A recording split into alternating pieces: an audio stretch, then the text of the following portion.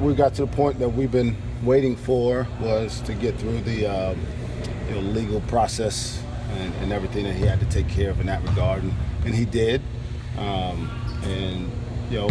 He's been able to keep himself in relative decent shape, I think, on his own, but he's obviously not been with our team since then. I think the date was like September 9th or whatever. And now he's got an opportunity to earn his time back with our team. And that will start today in practice. He's obviously a talented player, so I don't think his skill is going to be necessarily the issue. It's going to be a matter of how quickly he can pick up all the things that he's missed for the last 2 months in terms of, offensively and defensively. And also he's got to earn the trust of his teammates who have been working for 2 months. And obviously not an ideal situation, but it's one that we're excited we're at the next phase of. Thomas spoke with us, it's his roommate, and made 2 points. One, he thinks, teammates can be very forgiving. Probably will be the situation. But he also agreed that the last month was probably a lot harder on Michael than it was on the team not having Michael. That was his thought. I mean, I can't speak for him, and just so you know, we'll have him out here at some point. I don't know when. I don't know if today was necessarily the best time. He hadn't done anything. He doesn't deserve to talk to you guys. But I could have just imagined that he felt pretty isolated. And there was no guarantees that we got to a point where he was allowed back to practice. It wasn't a decision that was necessarily easy, although I do believe in trying to help kids as much as we can. For a kid with the track record that he's had over the course of his life, first-time incident isn't something that you totally demonize him for.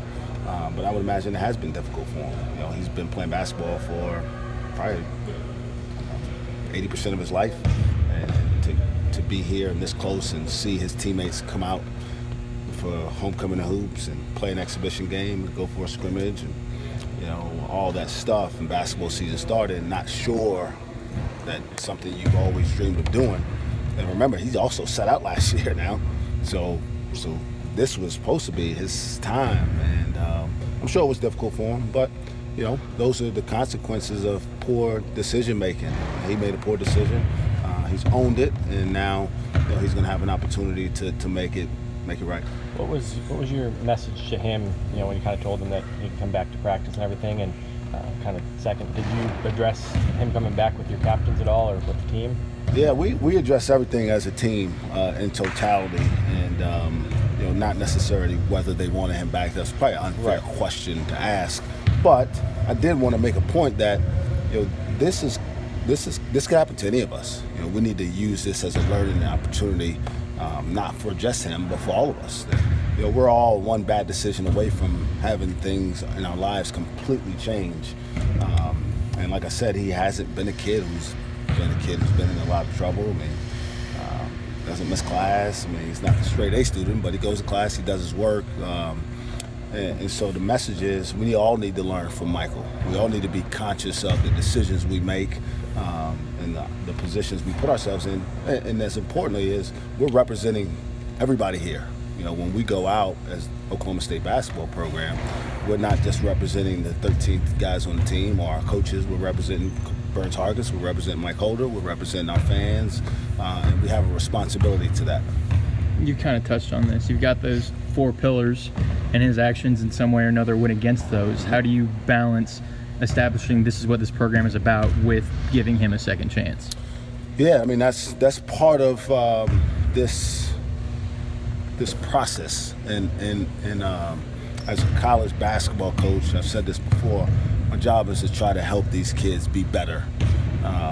And I'll be the first one to tell you, if this was a pattern of behavior, we wouldn't be having this conversation. And I think everybody can, if we're honest, I've tried to handle those situations very openly and honestly. We've had a couple kids before who, it wasn't like the day we made that decision, it was the first time those kids had had some issues.